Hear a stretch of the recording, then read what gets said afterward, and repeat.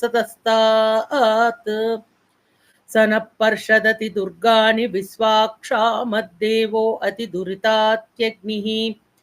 प्रत्योषिकमीड्यो अध्वरेषु सनाच्च होता नव्यश्च सत्सि स्वां च आग्नेतनुवप्रिय स्वास्मभ्यं च सौभगम यज्ञस्व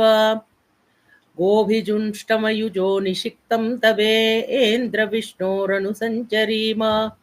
नाकस्य पृष्ठमभिसंवसानो वैष्णवीं लोक इह मादम्यन्ताम् कात्यायनाय विद्महे कन्यकुमार धीमहि तन्नो दुर्गिः प्रचोदयात्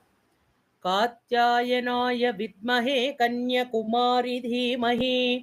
तन्नो दुर्गिः प्रचोदयात् कात्यायनाय विद्महे कन्यकुमारि धीमहि तन्नो